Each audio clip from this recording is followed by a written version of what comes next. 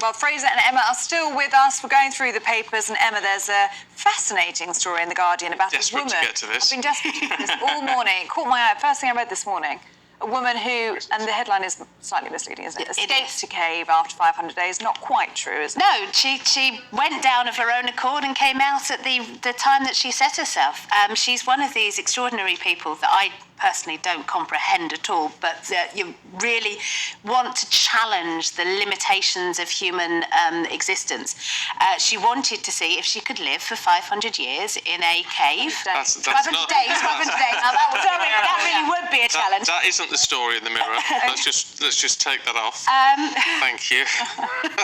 She didn't have anything down there. No, never mind any of that. She had no access to any news. That meant news about her family, her friends, her loved ones, or anything about the world. So she went down there before the Ukraine invasion, before I think possibly Liz Truss was Prime Minister.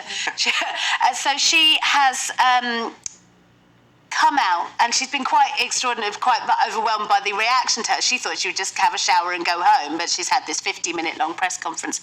And she kept herself sane by talking to herself, but not out loud. She said that respecting the silence of the cave was very important. She was dreaming about roast chicken. And the worst thing was the flies, apparently. There was a moment where there was a fly infestation she didn't deal with properly, and they just absolutely came completely overwhelmed her. I mean, she's an extraordinary person. She's not a person, I mean, it's not something I would want to do. No. Whenever I watch these people who do these things where they push the human body to extremes, I'm like, good for you, I'll be on the sofa. Yeah, you just asked what compels you, really. I mean, for me, she's missed 18 months of her life. She just sat in a cave. But I was reading, she went in when COVID was still rampant. So, I mean, that's why she's missed so much. She's missed well, it's extreme self-isolation, isn't it? Yeah, absolutely. The world has changed so much in 18 months, and she's missed so much. Yeah, I mean, I admire people who want to push their bodies to the limits, but I do wonder...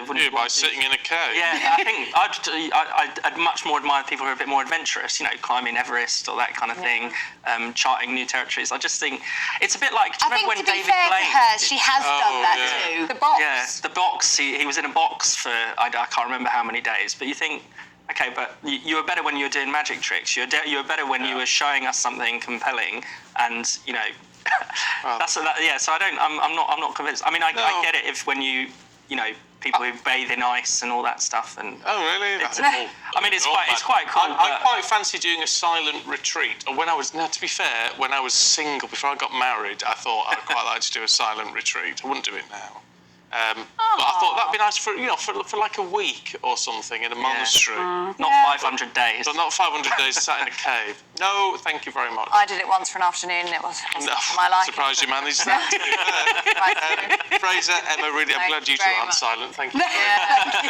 Thank you very much. Plenty more to come this morning as nurses prepare to stage more strikes. Members of the RCN reject the government's pay offer. This is GB News.